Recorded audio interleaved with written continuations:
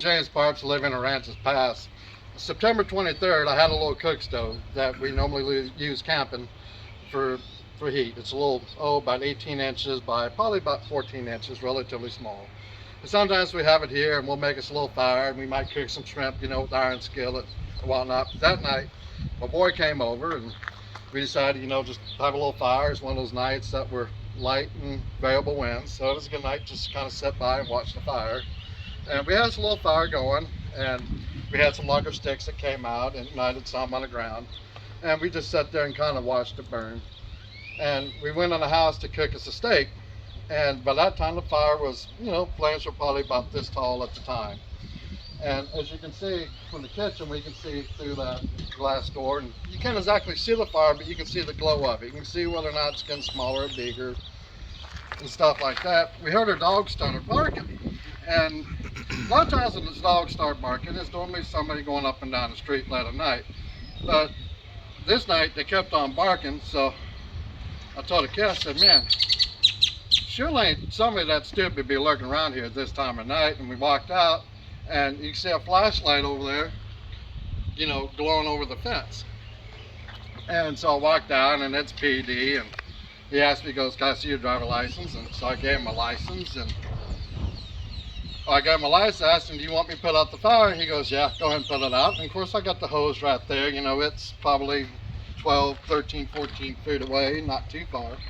And so I doused the water for a couple seconds, and it's out. And he goes, well, I'm writing you a ticket for rubbish.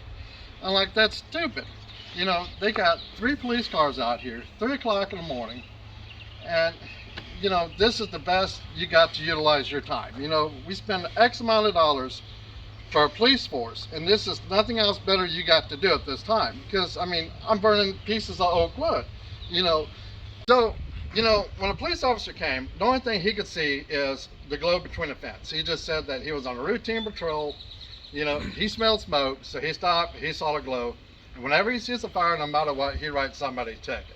Now this officer is not tall enough to actually see over the fence. They had every opportunity to say, hey, put up the dogs, let's see what you's burning. But they didn't. They didn't take that opportunity. They completely lacked any and all evidence. They could have measured the fence. They could have said, hey, put up, first of all, let me peek over that fence to make sure the fire's not in danger. But what's kind of funny is that when I complained about it on the Aransas Pass page, Chief Blanchard said that the sergeant feared the fire was going to spread, that it was a danger. Now, when you walk up, you see a fire that's like, man, this thing's about to go. The first thing you're going to do is, you're not going to take the time, wait there, look for a homeowner. You're going to call the fire department, say, hey guys, I got a fire that's fixing to go out of control. Get out here ASAP, and the boys are going to come a-blaring. That's the first thing you do. There was no call to the fire department. So he darn well knew that there wasn't no danger. There was no danger at all. Especially when I'm able to put the fire out in 3 seconds with a simple garden hose. I could have peed on it and put it out. It's literally a joke. And this is what we got running in this city. And it's time to clean house. If they're able to get me for a little cook stove and ignore the basis of the law, and ignore the law. So I figure I would go ahead and take it to court, and I'll fight it, because it's a pretty simple win. I'm not burning rubbish. Because the code specifically states, it says rubbish, and then in brackets, it says trash. So when you talk about the term trash, you're talking about pieces of siding, you're talking about tires, you're talking about roofing, paper plates, stuff out of your trash can, construction material, etc. But it's specific to trash. Now, I believe it's section 207.111, where you're allowed to have a campfire for heat, cooking, ritual, gatherings, and stuff like that. So I'm in my legal right to do what I'm doing. And so it's something that should have been thrown completely out of court. So I got a court date, and I go up to court, and first thing they tell me is like, well, we're going to do it over the phone. So at that point, I wasted my time for absolutely nothing at all. I got better things to do than get up in the morning and go to court. So the second time they scheduled it, because I told them, I said, hey, the month of November, I'm out of town. I'm going back. I'm be gone for hunting. I'll be back for a week for Christmas. And then right after Christmas, I'm going to be gone for another 4 to 5 weeks. I'm going back up to Oklahoma hunting because I own several tracts of land up there. So they scheduled it for January 6th. Great. Now, you know what? I'm already supposed to be up there for like 7 days. So I'm already ticked off. I'm supposed to be hunting. This is only a $231 fine. So it's next to nothing, but it's about the principle of it. What's right's right and wrong's wrong. So here we go. Now we got the third court date. And the third court date, they wait till I get a call in the very afternoon, the day before, and saying, well, somebody's sick. So we're gonna, it's gonna be rescheduled. No. So I filed for a motion for dismissal. And I didn't hear anything back. And I get a thing in the letter saying court date such and such date. Again, time number 4. And so I go to court, and I'm ticked off. This is the 4th time. I'm like, guys, I don't want to go to court. I don't have faith in this jurisdiction system. I said, I want it, it needs to be thrown out or send me a different judge. And no, Roxanne's like, no, we're having court here today. Everybody's here. We're doing it. Well, apparently I got much of a choice. And, she brought up that rubbish is just anything combustible. Anything all combustible, it's complete spectrum.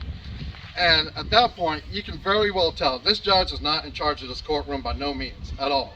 You can just tell that she really relies a lot on the prosecutor and just kind of consistently follows her lead.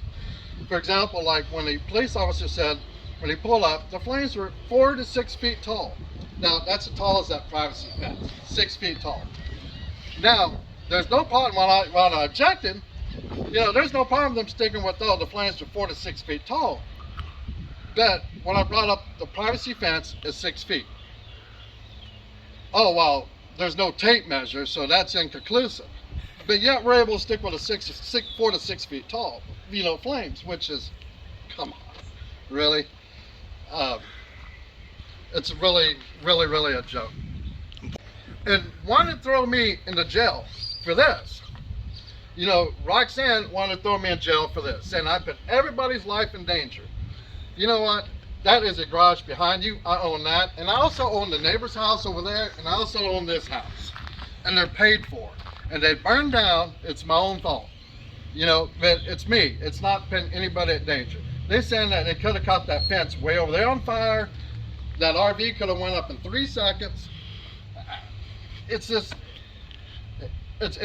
mind-blowing. The last ticket I've had is when I was 21 years old for speeding. I have a perfectly clean record. I have a TWIC card. I have a Coast Guard license. I'm not a criminal. When you think about something, when you're trying to punish somebody to a maximum fine, to the maximum penalty, that means somebody got killed or seriously injured. When you're trying to throw somebody in jail for a first-time offense of anything, where nobody was injured, nothing was harmed, or none of that, it's unexcusable. And no reason I could think of, because during that time frame, when you go back to September, that house over there is Corey Aransas. And I don't keep all up on the politics, but I know there was an issue where he quit the city because they wanted him to do something, they wanted him to write tickets for something that he wasn't qualified to do and would have been illegal, and it wasn't right for him.